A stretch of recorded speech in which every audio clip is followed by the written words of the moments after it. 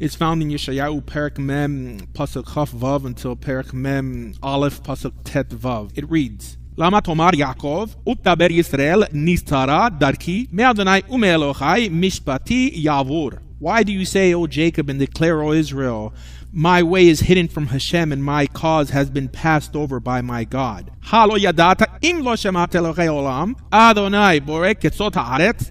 Could you not have known, even you had not heard, that the eternal God is Hashem, creator of the ends of the earth? So, contextually, this Haftarah has the Almighty comforting Israel with hopeful words through the Navi. And if you notice, here's one of the few places where Israel and Yaakov, and contextually Yehudah, are used synonymously to refer to the same group. In other words, while this was occurring, there was technically no country of Israel.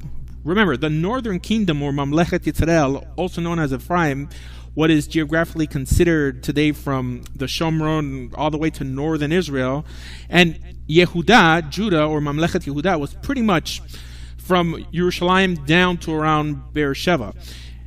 And again, I'm just trying to impart some clarity here. So consider this segment just an FYI. Actually, the first time the land is referred to as Israel, literally Eretz Yisrael, is in Sefer Shmuel.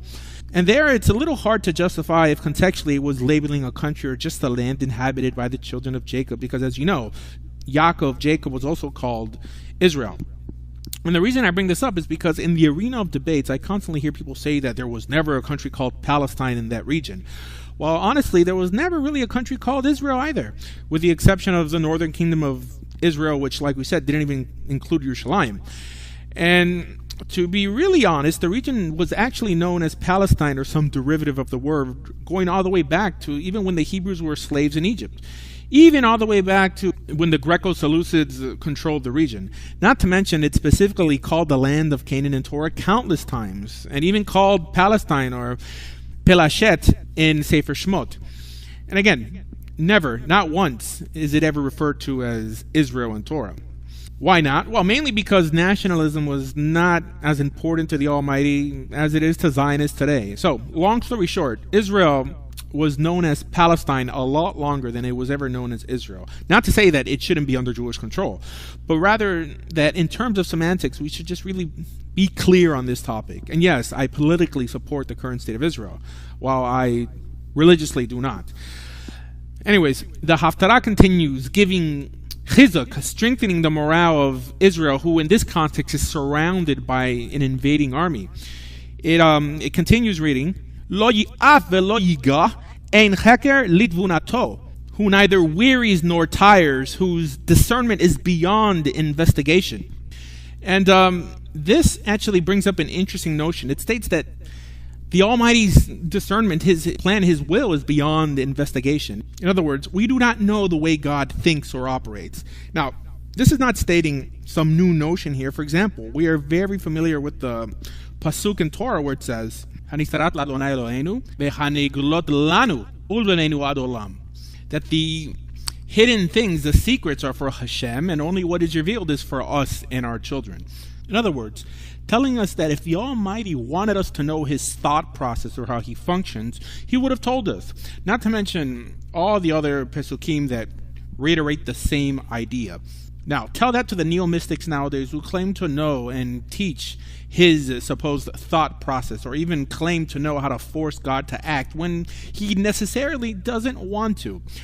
Now, don't get me wrong, I have also taught that we are able to know what the Almighty cannot do. In other words, we know that He cannot contradict what He has revealed to us in Torah. In other words, if He would contradict His own legal code, friends, He would no longer be God to any ethical monotheistic individual.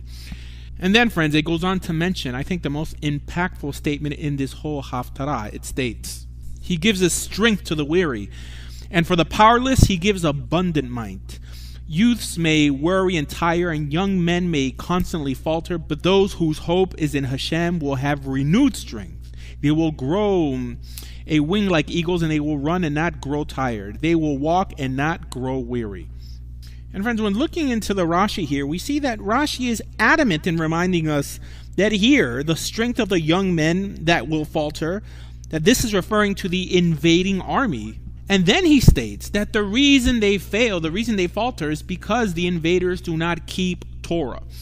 And although that notion may sound a bit obvious and elementary from a literary perspective, you would be surprised to know that because of all the hashkafic whitewashing that occurs in the mystical world, this sounds almost revolutionary in the modern-day Jewish world. What do I mean? Well, because it is well understood nowadays that the reason the nations fail and ultimately falter is not because they don't keep Torah, but because they're not Israel.